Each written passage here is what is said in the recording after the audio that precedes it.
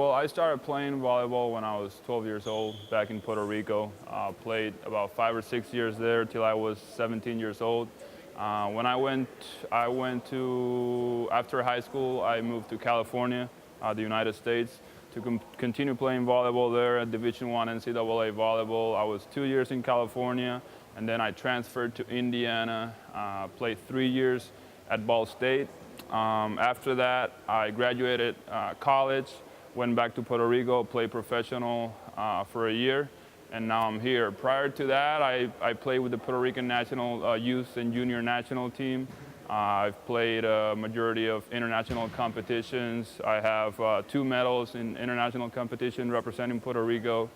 And now I'm here just playing for UEL, playing for Malory.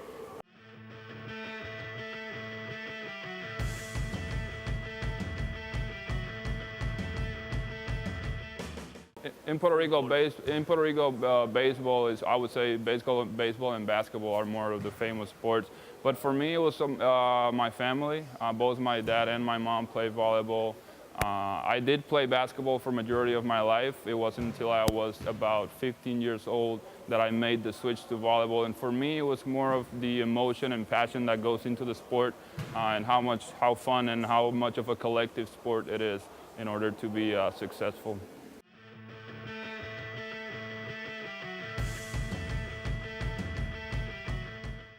For me, it was getting my master's education. Like I mentioned, I graduated college back in America.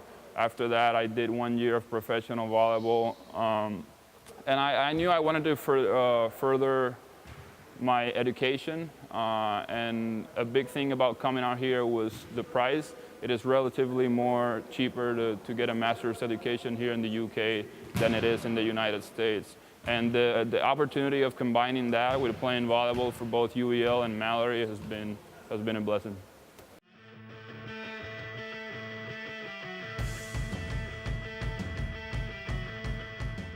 I think the UEL team, since we're all students here, we sort of have that connection and that in the game, and it's shown. I think we've been more successful with UEL.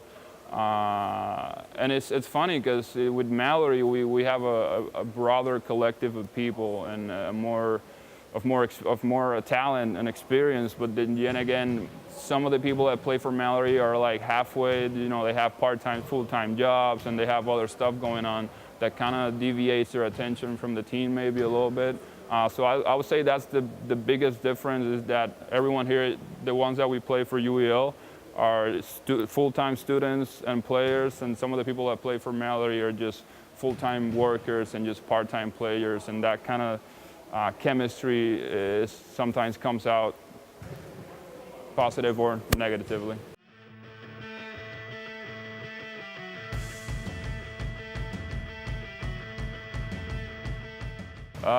Sacrifice and dedication. I think a lot of players all around the world, they're all going to have talent. They're all going to have raw talent that's going to get them up to a certain point.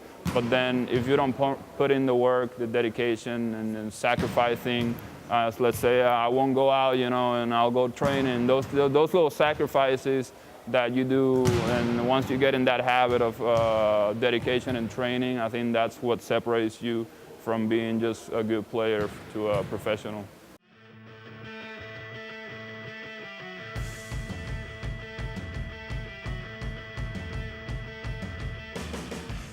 I'm definitely going to try my luck in a more competitive league here in Europe.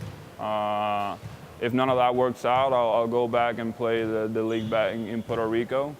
But yeah, I definitely want to continue my volleyball career after finishing this with Malory and UEL.